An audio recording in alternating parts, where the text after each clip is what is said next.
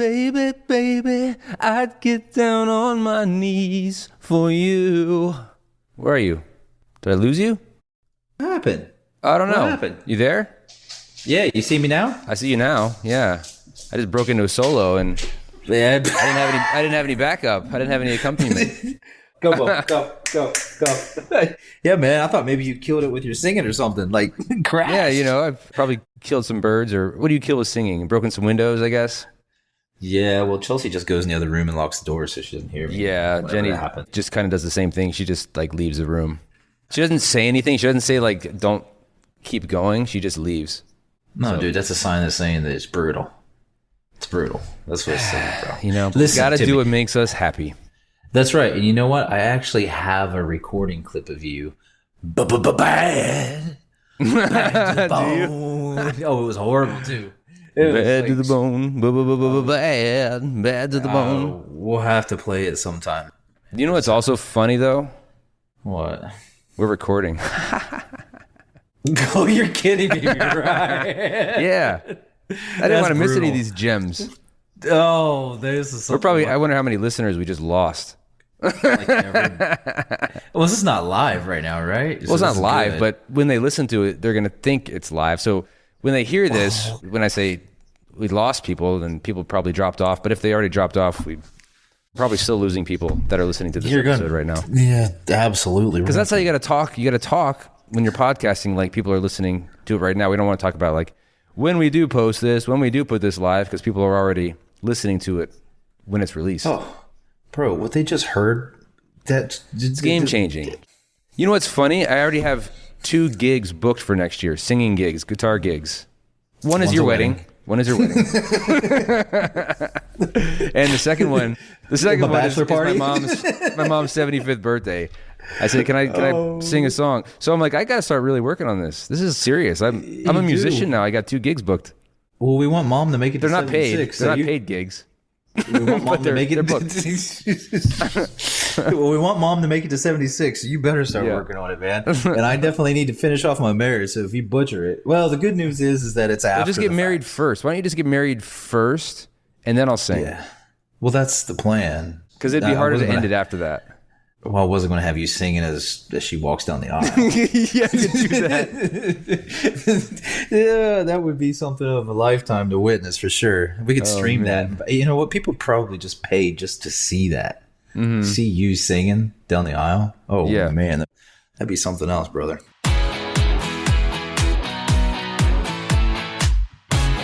Welcome to the Hairpreneur Show, the show that teaches you, the hair pro, how to work smarter so you can make more, work less, and live a purpose-driven life on your schedule, not your clients'. I'm your host, Ryan Weeden, and each week I'll teach you awesome, actionable ways to tap into your personal greatness. Through marketing, mindset, and confidence training, it's time to unlock the next level of you. Let's grow.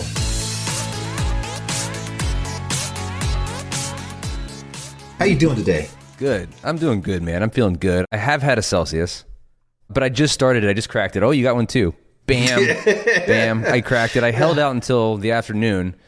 Although I don't get a real crash from these, I wanted my afternoon caffeine, and I wanted it to be a Celsius. This is my second one today. Well, I've already had a coffee and a workout drink, so I'm pretty jacked up. Yeah. Okay. So for those listeners that are listening and not watching, because it's not video, Rob is looking like he's in space, where he looks like he's floating. He's moving his arms around and he's waving them all over the place, very slowly, like in slow motion, looking at the lag, like he's high. It looks like I'm trying to do an action. Have you ever smoked pot, Rob? You know what? I think back in college. Yeah. So it wasn't a very memorable experience. You know, I didn't get the effects from it, like maybe. You know, I could have been just not good at it. I don't know. There's a high probability of that, but I just didn't get what I was looking for or expecting at the time. But you know what? You're in college and going out and getting like a case of natural light was like the golden goal. You know, you'd save up all your college dollars just to go out and get what we would call the beast. Oh yeah, we and crushed the beast. We went to this place in college where it was nickel beer night, and they came in like these little plastic cups, but you'd order just a tray of drinks, and it would cost you like $2.50 for like 40 beers. or something like that. That place had to have been just absolutely yeah. slammed. You could not move in there, but that's where everybody was, and that's where you wanted to be. You know, you wanted to make sure you could get in there and actually get service, because it was probably pretty hard, if I remember correctly, to actually track down someone to actually serve you. But yeah, that place was nuts. This was in Florida State days. Oh my gosh. Well, you know what? You bring back memories because, it's funny how much you save your money when you're in college. For those that have been a part of it, you were going to really relate to this, but you have only so much money you got, and you got to choose between, there's two necessities in college, right? Food and alcohol. And it's a tough choice for how you're going to supplement your money. It's almost like that's the actual finance course for you in college right there, So I got it down to a system. I'll never forget this, to where I used to go off and I would buy 2 packs of spaghetti noodles, because I equaled 2 pounds. 2 packs, like 2 of the long packs, like the long cardboard packs. Yeah, 2 of the long cardboard packs. And I would buy the actual tomato sauce. It was 99 cents, Hunt's tomato sauce. So I got 2 packs of spaghetti for $1 and the Hunt's tomato sauce for $1. Okay. $2. I was able to eat tons of spaghetti and last for like 2-3 days. It was brilliant. I could eat on $6 for the week. Pasta is such a savior during college. That's right. They say carbs is bad as you get older, but let me tell you, when you're younger, carbs is a lifesaver. Really bothers you when you eat something when you're in college. If you have a decent active lifestyle, right, you can eat pretty much whatever you want. Well, at least I could. I don't want to say that, because the whole freshman, 15 or 20 is real when you get there. And that's mostly for the alcohol. I think it's mostly from just drinking too much, because there was something at Florida State every single night. Like, Monday is salsa night. So Monday, you got to go to this particular place. And Tuesday is Flashback Tuesday or Throwback Thursday, and Oldies Sunday. And this is just, everybody goes here on Friday. And there were really no down nights. So who says they don't teach you planning in college? I mean, right there, man. You're already planning. They're teaching you planning in college. Your nights are right planned. There. The challenge is waking up to go to class and actually learning something. That's the truth. I mean, God bless my parents for me being in school at that time, because I know I was a headache and a challenge for them. And, you don't really realize it at the time. You think life's golden. You think, I got it all figured out. I'm 20 years old. I don't need my parents' advice, because I know what I'm doing. I know what the world's got for me, and I know what I'm going to be. Bring it on, world, right? You're invincible. You can't get hurt. You don't have to stretch when you warm up or work out. You're ready to go, man. Only to fall flat on your face later in Several life. Times. Several times. I remember my father, he would say, someday you understand me, son. I know I don't make a lot of sense to you now, but someday you understand me. And I'm like, oh, Dad, stop it with your lectures, man. Stop it. I got this figured out. Mm-hmm. Well, you think you have it figured out after college. You think like you're going to just jump into a great job after that. You think like you're going to start to make good money, make a salary. And one of the worst things that could ever happen to you in a college kid's mind is, I can't make it. I got to go live with my parents. I have to kind of have that boomerang effect. I got to go back. So I did that. Once I graduated college and failed as an actor, I moved back home. Actually, twice. I moved back home twice. And I talked about this at Hero on stage. I'm like, you really want to feel bad about yourself, go back after failing in the real world and live with your parents. And I did it twice. Man, once at like 23, I think. And then again at like 32 or something. That did not go well for my dating life. Man, I know, because you got to imagine you're living on your own, right? Just put yourself back in that moment for a second, and you don't have your parents around. You can walk freely through your place, whatever. You ain't got to worry about where in the world. You suddenly move back into mom and dad's. There's probably rules of some sort set back into place. No more walk around in your whitey tighties. That's. Well, let's talk about pros and cons of that. So the pros of moving back home. Yeah, sure. There's food on the table, usually, if your parents cook, if they decide to feed you. And my parents did, so that was a pro. Mm-hmm. Like, I ate pretty regularly, so that was incredible, right? I had clean sheets often because my mom would do a lot of the laundry. Nice. So that was that. Spoiled, man. And then there was always somebody there that cared about you and drive you places if you didn't have a car. The first time I moved home, I didn't have a car because I was moving from New York City, so I didn't have a car. So it was pretty pathetic. Yeah. And then the second time I moved home, it was a different story. I felt like was just defeated. And cons, gosh, I was trying to date. Anytime I would bring a girl back or over to the house, I'm like, hey, just so you know, my parents are here. Yeah. Marriage material right off the bat there. You're going to know right away if this is going to work out. You know, are you cool with meeting my parents like the first time and the first date? Because it's just, I have no choice. Yeah. Yeah. What, did you flip this and say my parents live with me? I don't know how you could flip it. I mean, I was also living in not only the guest room at one point, but the dining room. The dining room, there, yeah, like a blow up mattress. So that was, I didn't date much that time. I just mostly drank away the pain. Yeah. I don't even know how to. What is this episode about? I'm not sure, man. You were making me reflect back to me. I had it rough, man. I grew up in a gated community. It was tough. Well, this actually kind of segues because you and I talked earlier today. We're like, well, what's a good topic to talk about? And first of all, let's shift gears again. Our first podcast together dropped today. And yeah, of course, as we're recording this, dropped today. And if you're listening to this when you listen to it a week later or so, of course, that would have been in the past. But you did your first podcast ever. And you sound so much better now because I made you get a new mic and a new computer. You did. And you sound like a pro. You have changed me, Ryan. I tell you what, I really don't know where to begin. I mean, you just took me by the arm. You said, come on, son, let's go. And look at me. I've moved up in the PC world, the mic world. And it's not a PC. It's a Mac. Right. I've moved up in the... See, look. You already corrected me, helping me I looked again. over to see if Amanda's paying attention because she's not even paying attention. This is how well she tunes us out. She tunes us out. Good for She's her, like my too, wife. to be honest with you. Or probably Chelsea, too. Just tunes you out when you start talking too much, right? Or, oh, it's Ryan again. Or, oh, it's Rob again. Chelsea hates it when I sing. She just thinks it's absolutely brutal. So I hope whoever hears us in the beginning, they actually do see the light. Well, I think it was mostly me because you were singing for a minute, and then I pressed record, and then I lost you when I went into that one solo you sure part. You didn't just mute me? And No, I think I forgot to add you into the actual, like the side-by-side screen. So then it cut you out, but I kept going. Like, I'm a performer now. I'm an entertainer. And you know what? I've learned a lot about identity and how it can really work with our mindsets on things. Like if we identify as something, we're more apt to do something. Like if we say like, I'm an athlete, I'm more apt to go exercise regularly. I'm more apt to go to the gym more regularly as opposed to just saying like, I would love to be in better shape and not really identify myself as somebody that is athletic. Because if I'm athletic, I'm like owning that identity.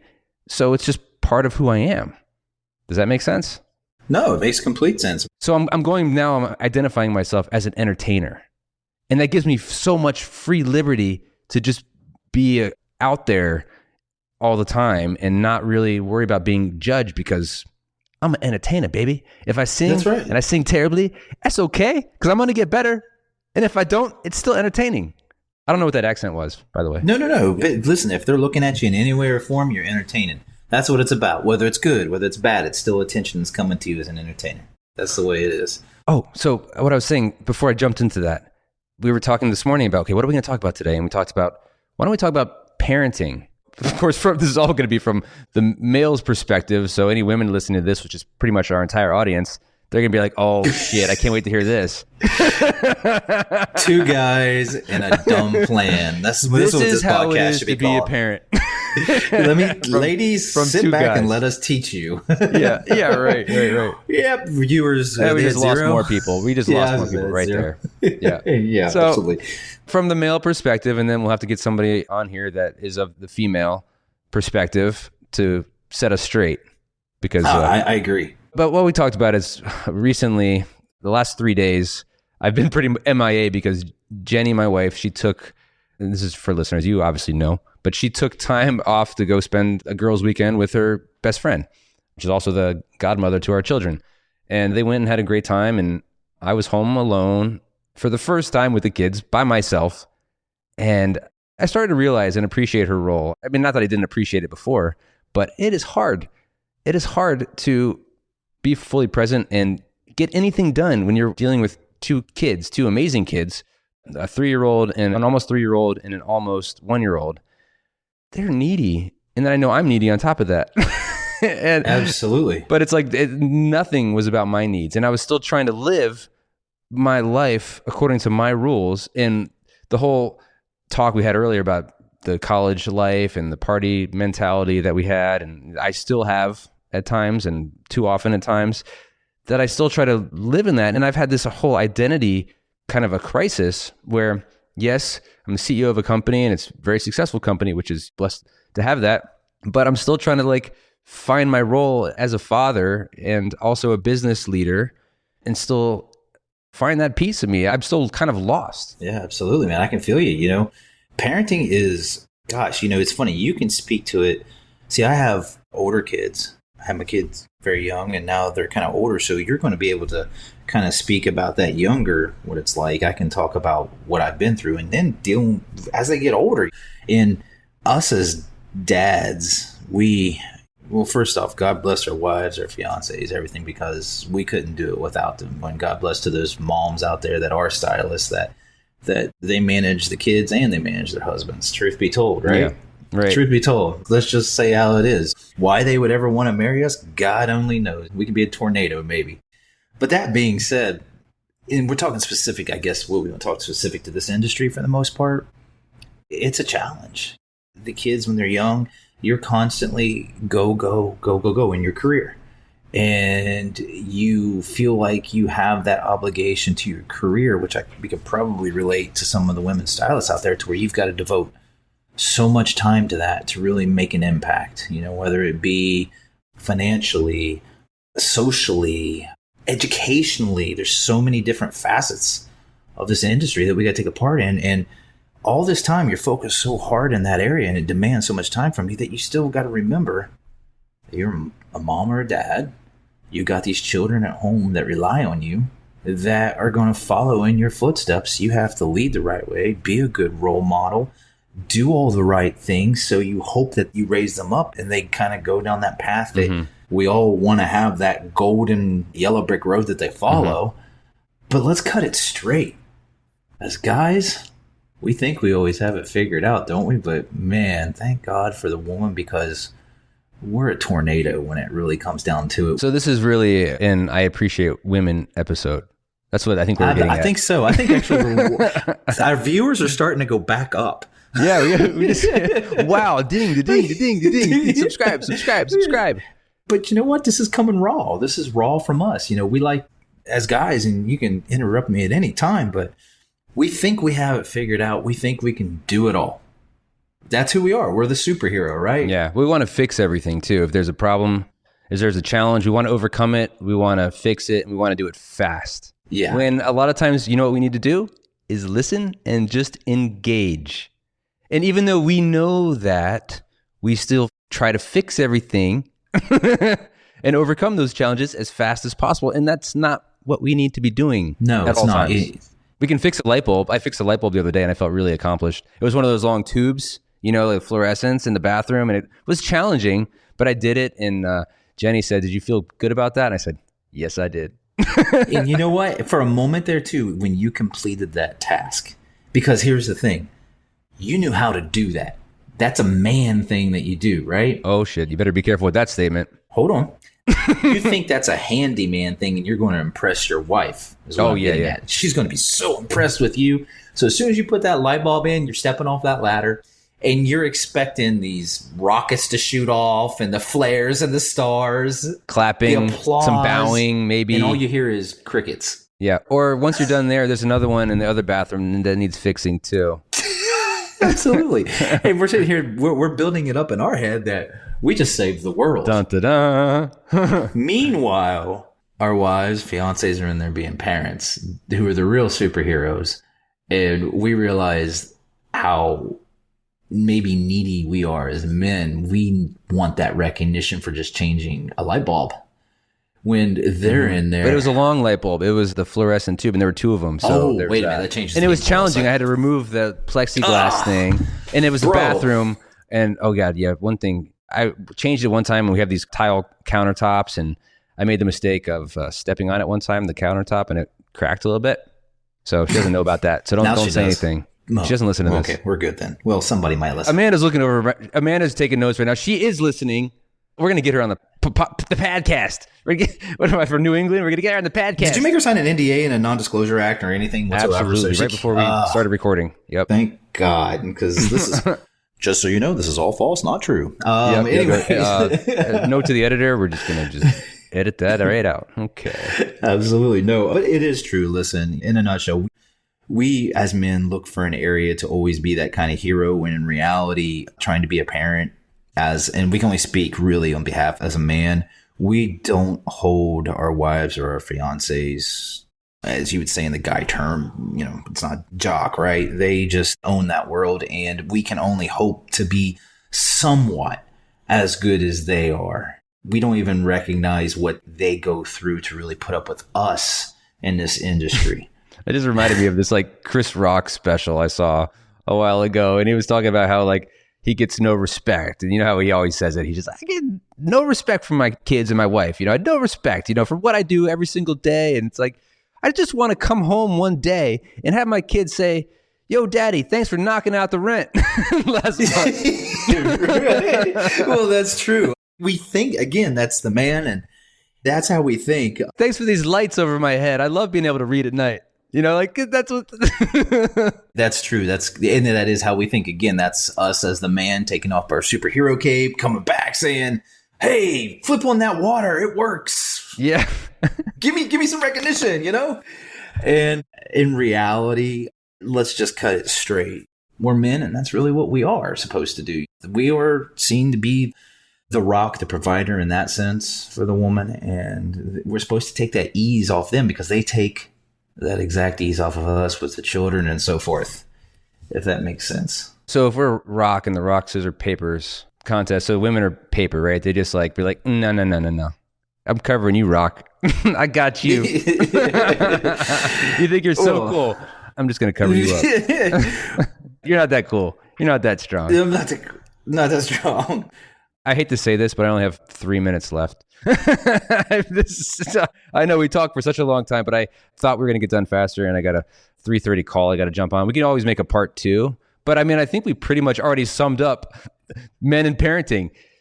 It's hard. We don't get it. We do the best we can. We show up and we listen, and we love our women and our mothers because their job is pretty much the hardest on the planet. Oh, absolutely. Right? Listen, man, hats off to these women. Hats off, like I say, hats off to my fiance, Chelsea, taking me on. It's a blessing that they take us into our lives, just like your wife takes you into her lives, for everything they manage with the children and everything. It's just bar none for what we put up in this industry. And it's just hats off to all the hardworking women stylists out there that do that and go home and still a mom to their children, when in reality, us dads, man, we're just so grateful, and it's just awesome. They're just awesome. What more can I say? That's Rob Smith for you, everybody. He's one of the new co-hosts here because it's not as fun to do it alone all the time, and it's just fun to chat with him and get this friendly banter back and forth. So if you like this episode, which I really hope you do, then please screenshot it and tag us at Ryan.Weeden and at Rob. What's your thing? It sounded so smooth. It's something with an underscore. There's an underscore somewhere. I can't remember. Rob Smith and 4 underscores after. 4 underscores. Sounds like a theatrical movie, doesn't it? Yeah, I knew it was something weird. Okay. At Rob.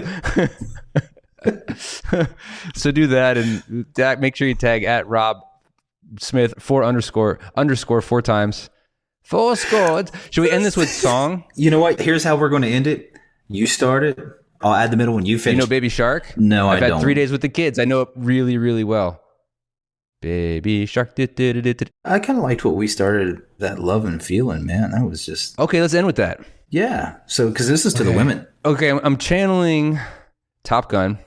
Yeah. So taps on the shoulder. How does it start?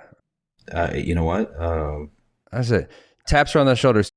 You never close your eyes anymore when I kiss your lips. Wow, this is really bad.